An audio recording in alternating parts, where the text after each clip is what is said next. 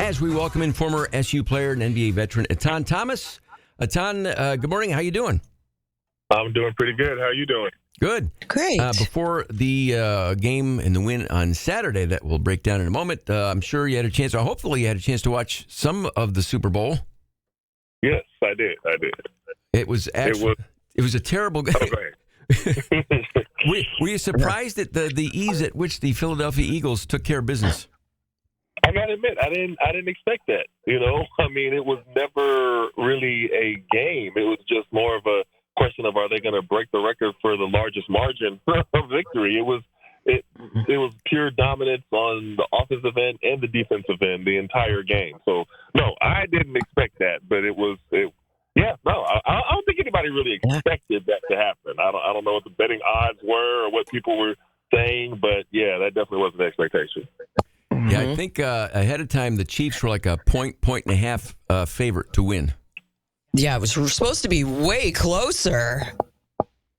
Yeah, but I was happy for Jalen Hurts. He's somebody who really has had a lot of criticism, over these past years, especially when they lost, maybe it was 2-3 years ago. And I was happy to see him play well, and as well as he did play. And I remember the one play, I think it was at the beginning of the third quarter, and they said, okay, well, they're probably going to, run some time off the clock or something like that, and he just threw right over the top, for another touchdown.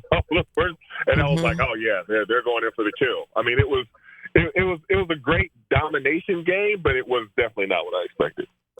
What I also thought was great was Coach Nick Sirianni, who earlier in the season, Etan, a lot of fans and a lot of people weren't happy with him, and even going back to last season and saying, "Wow, it's time to move on." And here you go ahead and win the Super Bowl by dominating fashion. I was happy for him as well.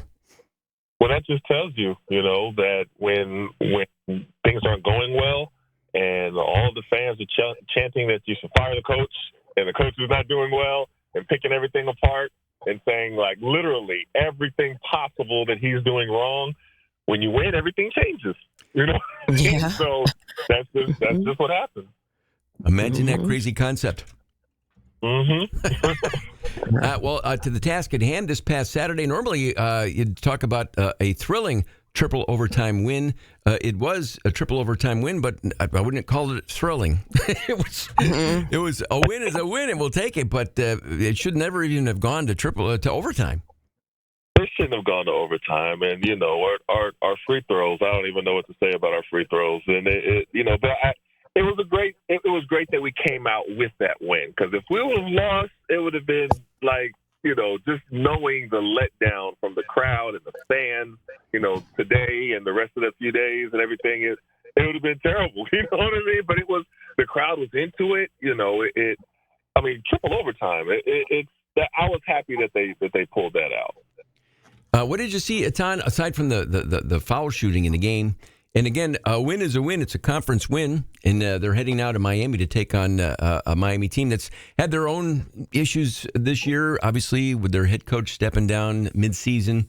But from that game, the triple overtime win Saturday, what did you see other than the free throws that they got to get better tomorrow night? Well, there's a lot of things we got to improve on, but but there were positives. Like, Eddie Lampkin played well this game.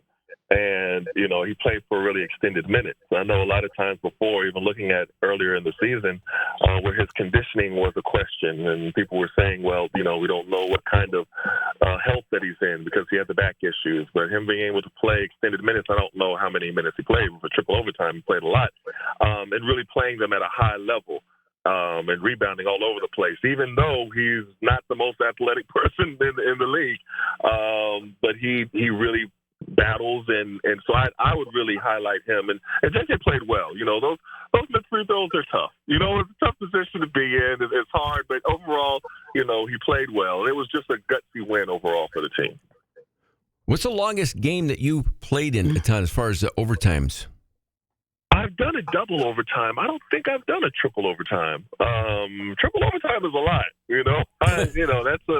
That's a lot. So, and I was actually surprised to see it go into triple overtime. Like, I didn't think I thought we was going to win it in regulation, to be honest with you, but we didn't. But we got the win. So, hey, can't complain. It was Alumni Day as well on Saturday in the Dome, so it was great to see a lot of former SU players, and then they took a moment to honor the 1975 team, the first SU team that went to the Final Four. So I can't believe that was 50 years ago, but it was great seeing those guys and seeing some other SU alums in the crowd in the Dome on Saturday. Yeah, that was a really special moment, and I'm glad that they did that, to bring them all in the center court and to honor them. And I saw the one, I didn't know who it was, but she had the picture of her husband, and she held it up because I guess he's no longer with us. I mean, that was a touching moment. So it was great for them to see such a thrilling game in triple overtime, but to honor them, that was definitely a class act by Syracuse. So I was happy to see that. Any other topics that you'll be covering with Eric Devendorf later on, Etan?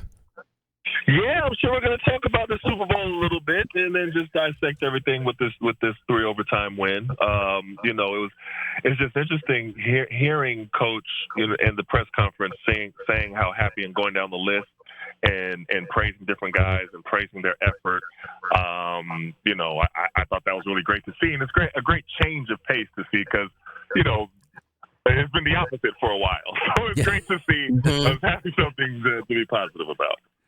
Etan, thanks. As always, great insight. We love our chats. We'll talk again next Monday morning. Okay, sounds good. Have a good day, everyone. Yeah, bye.